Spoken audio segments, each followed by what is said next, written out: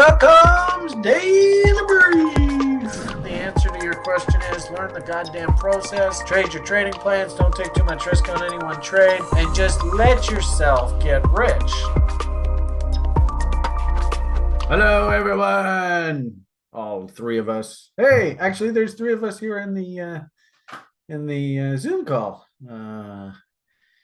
Well, along with Chris, of course. And there's a few people over there on YouTube, so it's more than three. Phew. All right. Anyway, hopefully, and actually, usually by the time we get to the end of this broadcast, there's a few more people that pile in. So hopefully, people get some value out of this. As you can tell, I've got my German drinking hat on, my Munich fishing cap, which means I must be trying to do something in the market. And I'll tell you, man, it's been one hell of a challenging day. I think probably the most important thing for a guy like me is demonstrator of best practices. Actually, the one thing I didn't do first thing this morning, which was a little bit sloppy, is I didn't do my positive affirmations before I got going, but I don't know whether I'll call that a demon finder or not. Didn't do anything stupid today. Took a risk.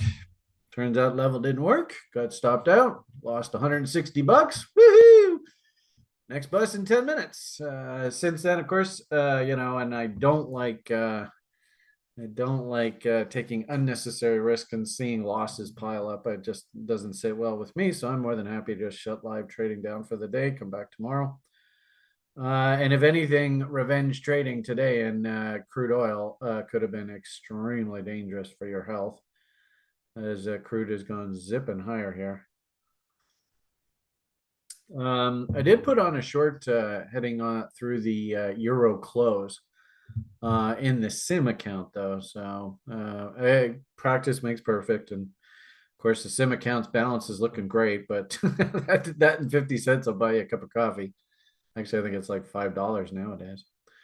But look at this screen, man. Holy crap on a stick. I mean, everything's all over the map here. This is insane.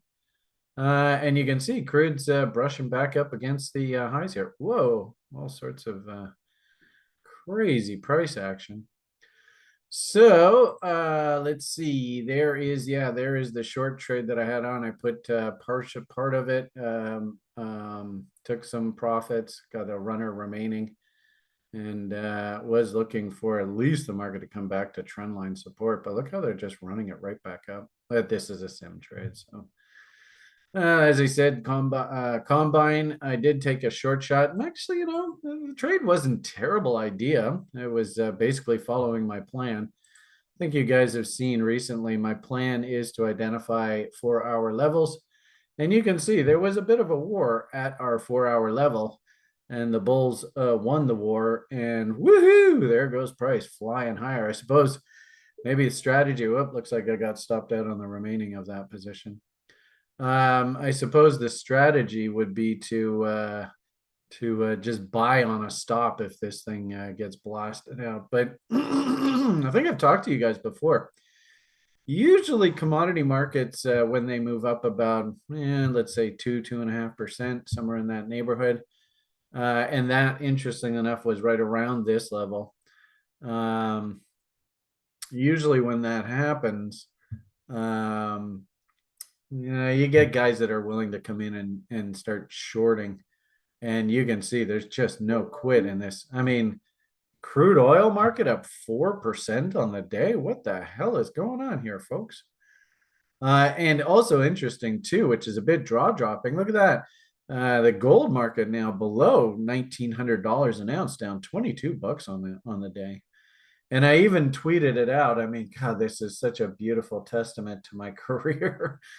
I mean, it just goes to show that, after I'm dead, then all this stuff will become infamous. While I'm like, this is like an artist. While I'm still alive, probably people aren't going to respect it that much. But I just put a tweet out to the effect, like, this stock market, and I've been talking to you guys about this on a regular basis.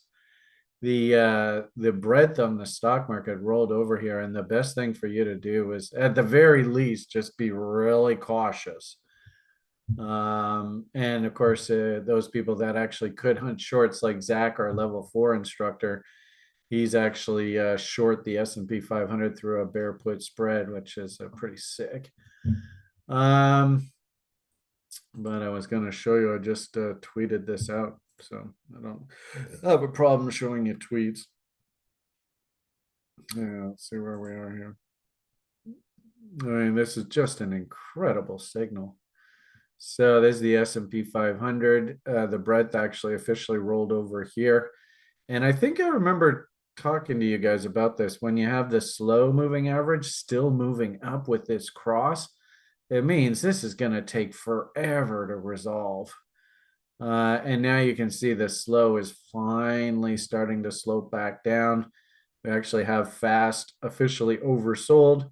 So now we're probably going to go through a window like this where the slow just, creeps its way into here while the fast puts in some sort of W, and then we turn back up.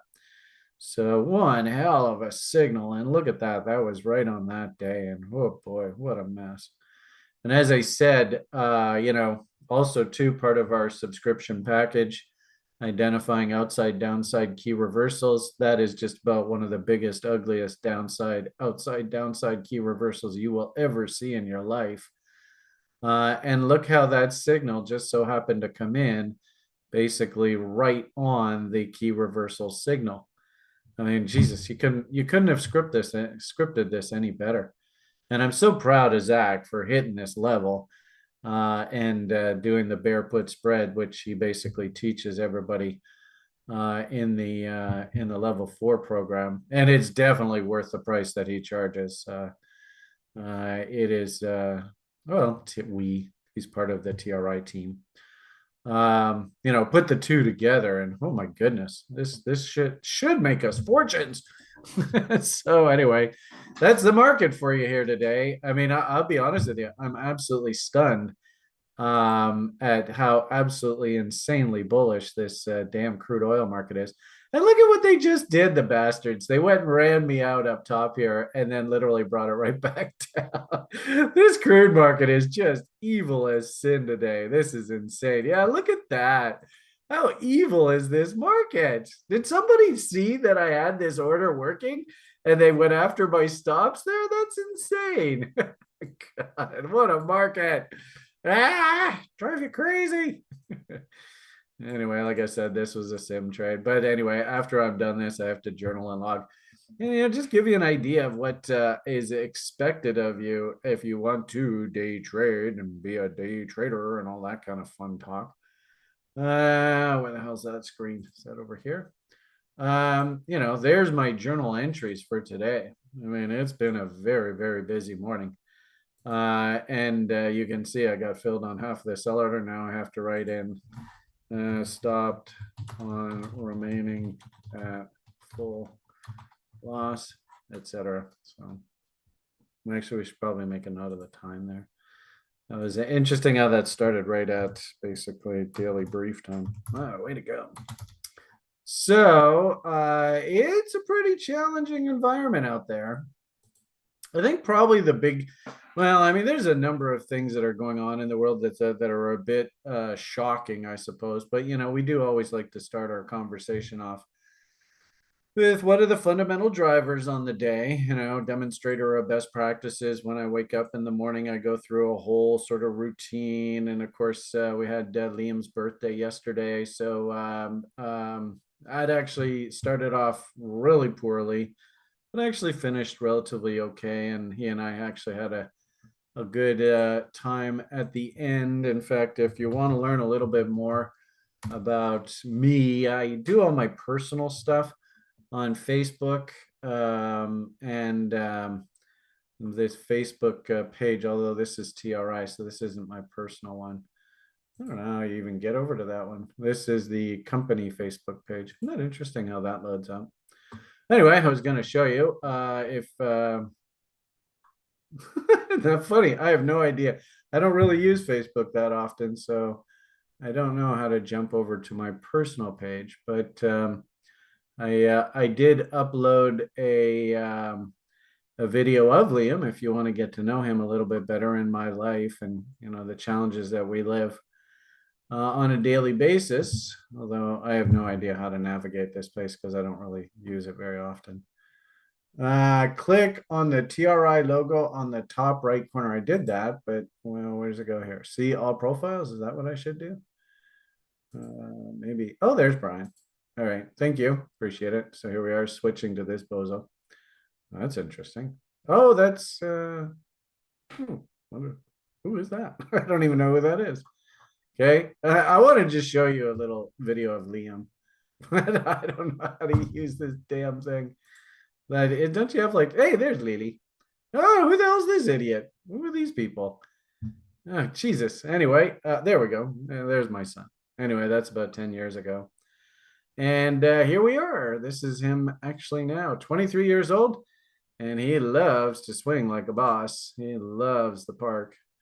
So we probably spent about a half hour or so on the swings yesterday. And that was a good day. So we used to actually reporting consistently from the professional rock throwers tour because he also loves to throw rocks in the water. Anyway, there's my boy. He is my life. Love you, sweetie. Sure hope mom's looking down from up above and can see how he's developing. So anyway, so if you want to get to know me a little bit better personally, I do have this Facebook page, and that's I have no idea because it's weird how the title is the Canadian rational investor. Weird title. But anyway. Okay, back to market talk. Sorry about that. So obviously I was pretty preoccupied yesterday with Lily. But I'd have to actually, one thing that was really cool while we were at the park, they have a whole bunch of exercise equipment, and I was able to do some pull-ups. And the shoulder feels so much better doing those exercises. So I think I'm actually going to make it a regular habit. He and I are getting a little bit portly, so maybe he and I will go for a nice long walk once or twice a week to maybe lose a bit of weight. So first thing this morning, and I do think it's really important that you try and have balance in your life. You hear Julian all the time on Thursdays talking about balance, and whether it be family life, whether it be exercise, whether it be trading, whatever, you should always try and have balance. All right, back to market talk here. So you can see how the market sort of opened up. I always like to take a boo over at what Asia did overnight, Japan in particular. And you can see it was kind of a non-event day for Japan, and China, same sort of thing. Looks like Europe was a bit on the soft side. And I did notice that they actually ran the crude oil market up right into that European close. So that was a little suspicious the way that they did that. But nonetheless, I'm over the top pleased with the bread signals from the broader market. But when we're in a bear market, nobody likes this kind of talk. But are we at the bottom yet?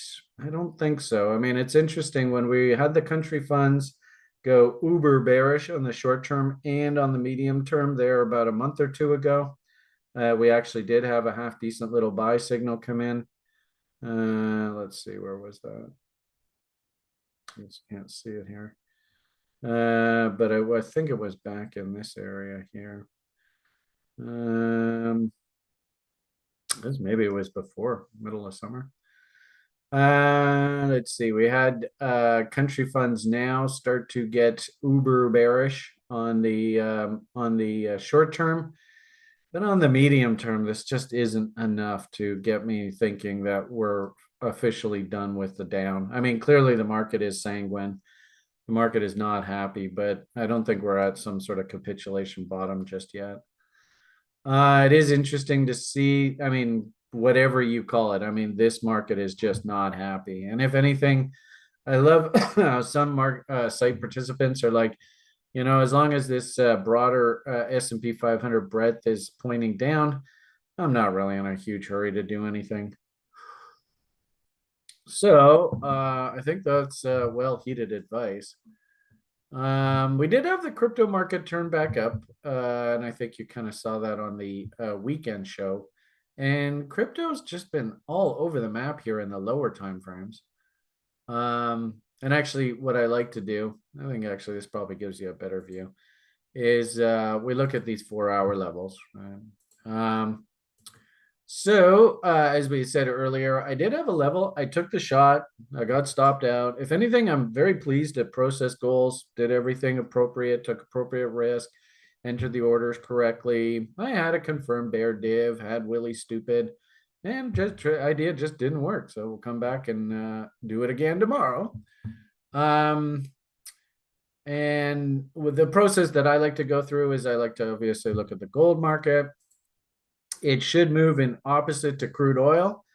And if anything, hopefully when you watch these videos, and you start to see sort of repetitive behavior and repetitive messages. So are you guys getting, and I see my buddy over there from UK, Mr. Stoned Ape is with us.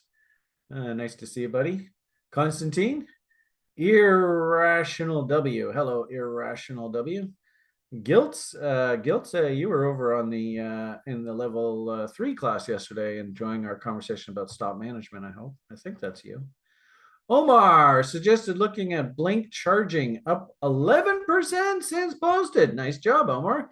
Question ultimately is, did you take the trade? Can you show us a log? Can you show us where you would have entered? Where did you even paper trade it? Those are all the things that you got to do in this game. So, hey, Glitz, all right. Gilts.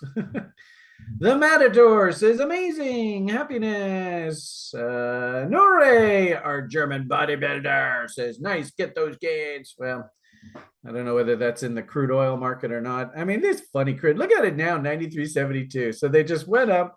Okay, let's clean Brian out up top there, and then let's take it back down.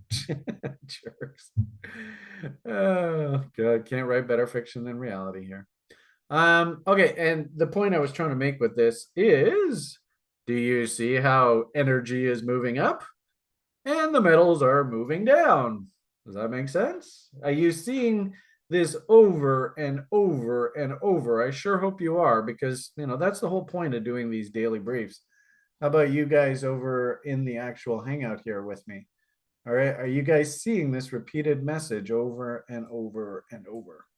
And actually, probably if Chris and I were going to do a short, I think it would be on a topic like this, because it's really valuable information.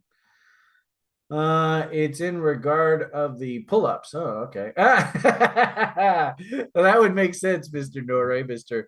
I am going to bench press your small econ card. Hey, Coinigy, got your beer drinking hat on. That's right. Well, that means I'm trading. But anyway, I was asking you guys, like, do you see this correlation? And actually, I think it's like inverse correlation. A lot of people that are new to trading, they don't understand this, and yet it's very consistent. So anyway, looking at the gold market, just puking out here. This actually should be a really interesting tell. How many times out of 10,000 do we see that when we hit 1.618 on these alt ABCDs, a magic reversal just seems to appear in the market? So everybody make note.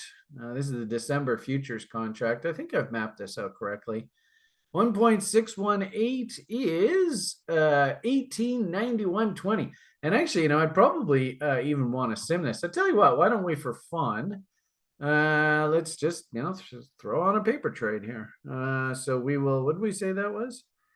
1891.40, something like that. Actually, the easier way to do this is, let's go prices. Boosh. There you go. 1891.30. And let's make sure this is right. 48.80, 48.50, 49.10. Oh, and that says 49.30. So I got to make sure that's correct. This is done with the magnet, so it should be correct. 33, yep. And 68.90, yep, that's correct. All right, so let's make sure this is correct. There we go. All right, so, and I mean, hell, we'll just sim this so it's fun. 91.20. And maybe I'll give it a couple $100. Oh, and this is the big contract, right? We should probably do the micros, which means I got to redo all this. Right, bear with me. Probably going to take a couple extra minutes on the daily brief public broadcast today. Let's clone that. All right, and there's your high. That is, what does that say? 49.20. So one tick lower. There we go. 49.20. All right, so 91.40 on the micros. And we'll have some fun here. And we'll throw in a 5 lot. We will buy. We'll place a limit order at 91.40.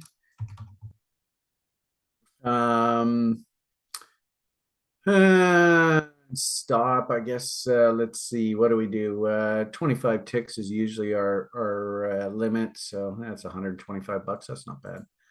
So let's go 3-1. What the hell? We'll throw it in there, see what happens. That's gonna assume that we rally back to 1900 here. So we're gonna have to risk down into this area, looking to take profits up into here.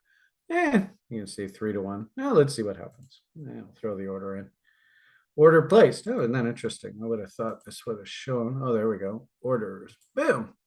All right. So anybody who's watching this and wondering how the hell do you do a paper trade on the sim on TradingView? There you go. So we'll limit the loss. Keep it really small. Let's see whether we pivot right off of that level.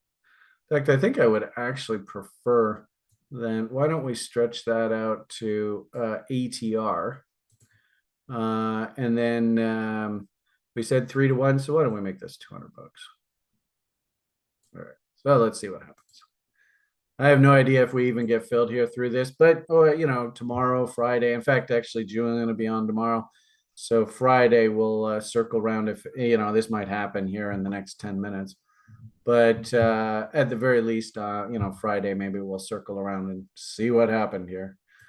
All right. So gold's in free fall. Crude oil's going through the roof. I still think that we're coming into a massive profit objective on the crude oil. Oh, interesting. We have a Hogue weekly kickoff level there. I didn't even know that. Son of a gun. So I actually think on the crude, this is what's happening here. We have this A, B, C, D. So you can see A, B, C, D. So that got hit there. That was also a 1.618. And it was also a 2.618. And as you can see, it's also a Hogue kickoff level. So pretty darn important level here coming in on crude. And I guess with all of these targets here, I guess it shouldn't surprise us that the market got sucked up into that level. We still have another A, B, C, D floating out up top here. So don't be surprised if this thing sort of plays around in this area up here. And like I said, we'll take our shot on gold. I'll tell you that gold chart though, does that ever look nasty? If we do Bombs off of this range, ultimately we're probably going to see like 1845 or so. And we are coming into a key support level. So and actually that makes sense given our interest in trading that 1.618 level down in there.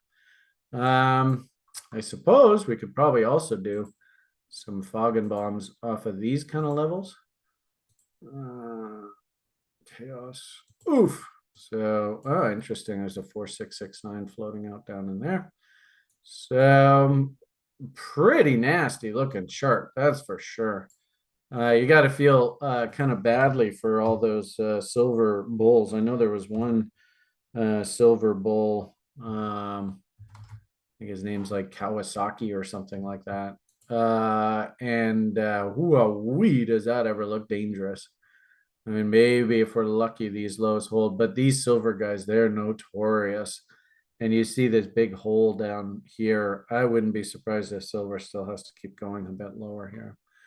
So really good example of that sort of crude gold opposite directions. I think we're getting into some extreme levels.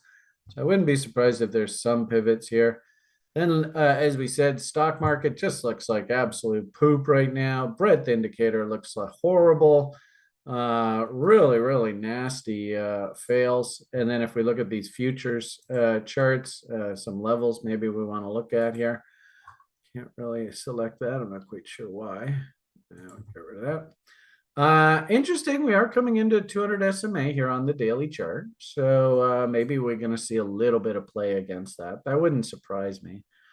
And then also too, kind of the exact opposite of the crude. We probably could do like A to B and clone that and C to D. And we're probably, yeah, there you go. So we're coming into bearish AB equals CD objectives as well. So I wouldn't be surprised if guys like the Top Step crew are actually coming in and just buying that.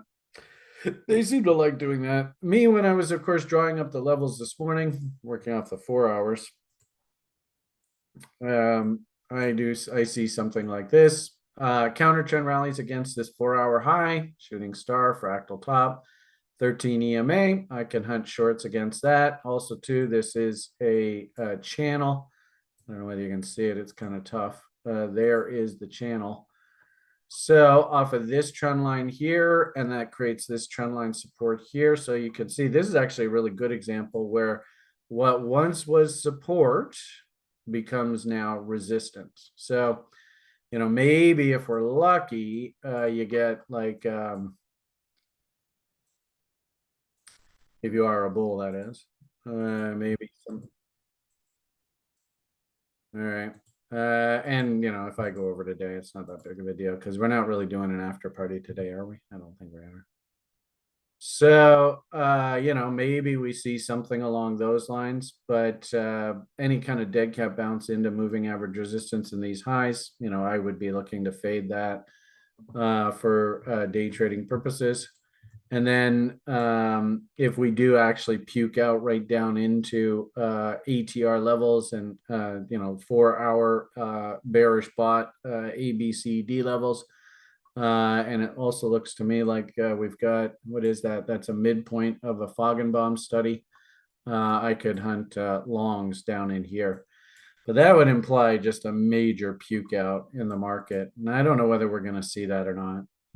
If we go look at the individual stocks, we've talked about this before. Of course, you know, Zach, the all-star, is short on the SPY fail. And of course, we talked about the market smiling at you. So hopefully you're getting lots of learning material out of these videos. Key reversal, algo flashes sell signal here. Beautiful breakdowns, double tops, the whole damn thing. And as I said, market smiling at you.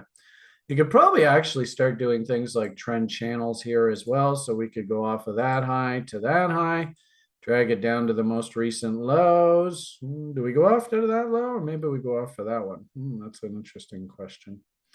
If we go off of this pivot low, then you can see we are right at an interesting level. If we go off of this, whoops, if we go off of this pivot low, then you can see there was that midpoint of that Feigenbaum off of the futures chart that I was talking about. Still a little bit of open air down here. So anyway you point it, this definitely looks like a bear market. I don't think there's any reason to be too in a big hurry to buy. And then if you look at like what the fundamental situation is around the world, I mean, does it make sense? Why maybe we should be a bit cautious in here?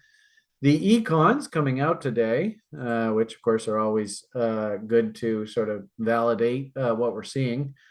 Out of the US, durable goods orders actually came in much stronger than expected. You know, people were expecting the economy itself to be weakening. So can the Fed cut interest rates in the face of that? No. So I'm sure that probably left the market going, oh, geez, well, we're not going to get any help from the Fed there. Durable goods orders ex transports are basically the big, you know, like trucks and airplanes and stuff, just this sort of washing machines and dishwashers and all that kind of stuff. relatively firm, but softening. And I get the impression that this is probably going to be the theme, is that the consumer is getting hit by all these Fed rate increases, but the industrial base of the United States of America actually is not getting hit. And if you think about like housing and all that kind of stuff, interesting article somebody had shared on the site yesterday. When shelter becomes a speculative asset, society unravels. I thought it was a pretty good article. I think it was posted in the lounge. You can find it in the lounge. And a question for me was, could I retweet it? But I'll share it in the lounge again, just in case you wanted to take a read of that. But it just goes to show that they have securitized the housing market. I think the housing market's going to fall into sort of these bigger ticket items. And it's still pretty damn strong. Fed can't cut rates in the face of that, that's for sure. Oil inventories came out, of course, and this is actually a bit interesting because you can see market for, and it's interesting how they have these backwards, but crude stocks actually showed a drawdown when consensus was basically looking for this number to be flat. So that probably caught the market a little bit off guard.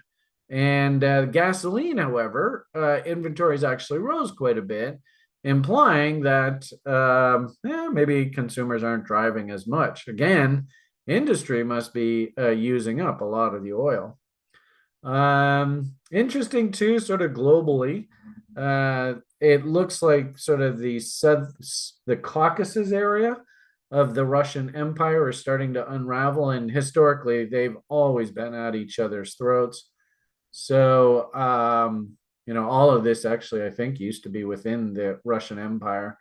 So after, of course, the dissolution of the Soviet Union, Armenia and Azerbaijan and all those kind of countries, Georgia got all their sort of independence. And now it appears like there's a full-blown war going on within those countries. So, and I suppose that's the Christians versus the Muslims and stuff that could get out of control. And also too, I heard, news, of course, this military operation that Russia's trying to pull off here in Ukraine is going absolutely horribly. And they're actually running out of gasoline and diesel supplies. And now they're actually putting in things like, what's the word I'm thinking about? Anyway, limits of the amount of diesel and unleaded the public can, or that they can export. And they're trying to sort of keep supplies within the country as much as possible. I don't know whether that really affects these kind of numbers or not. I mean, the irony of it all is if we just got these damn idiot environmental socialists out of power, and really, I think they're just working for the banksters because the banksters want to justify $100 trillion in lending to move us all to electric vehicles and electric society, which I don't think is realistic, but that's the banksters' plan. And I think that guys like Biden and all of his cronies and all that, they're all just puppets of the banks and, my idiot leader in my country. So, if actually, and it's interesting to see it, whether Mr. Trump can come back into power here next year. The United States has all the oil it ever needs. They just have to turn the spigots on. I'm not going to touch the whole environmental. I would say if you want to fix the environment, you incentivize people. You do not penalize people. Penalizing humans never works. If you incentivize humans, then it's remarkable what they do. So that's, in my opinion, that's the way you solve the problem. Anyway, what I would just simply say here is there's nothing really here that's going to support energy prices coming down here in the short term. And there's nothing here that's going to support the Fed cooling down on interest rate increases. And in fact, we like checking in with our inflation deflation guides. And you can see the inflation people are not happy. So this thing is now cleanly broken out to the upside.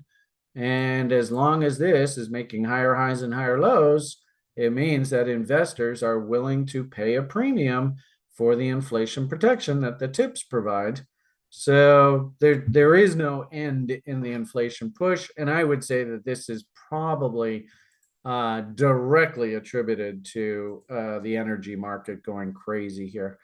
Interesting how off of this double bottom, we are coming into a fog and bomb level here on the 10-year US Treasury yield. I suppose with the breakout to new highs, we could probably even do big fog and bombs like this, which will probably scare everybody. And I have been warning people that I don't think that the interest rates, everybody that's growing up and coming into their own here in this environment in the 2020s, you don't even know what a rising interest rate environment looks like. Remember, I lived, a huge portion of my life back last century where it was just constantly interest rates were rising. So I wouldn't call a top here unless you actually see some sort of M come in on this thing. There's just nothing there. And I think that's one of the main reasons why you're seeing the stock market come off here. As you can see, the bond market right across the board is getting its nose punched. I suppose we'll finish off this talk with a little bark about Bitcoin and crypto. Been talking recently about the fact that crypto and Bitcoin kind of stuck in a trading range right now. Bottom end of the range appears to be about 25 Gs. Top end of the range appears to be about 28 Gs. And all we're doing is just banging back and forth, back and forth. 3 moving averages here. I think that is a brick wall of resistance. And kind of like what I showed you with the moving average on the breadth indicator, as long as this is pointing up, I can't see the market moving higher. These moving averages are going to have to start pointing back down. And then the fast moving average will have to cross back up through those downward pointing moving averages.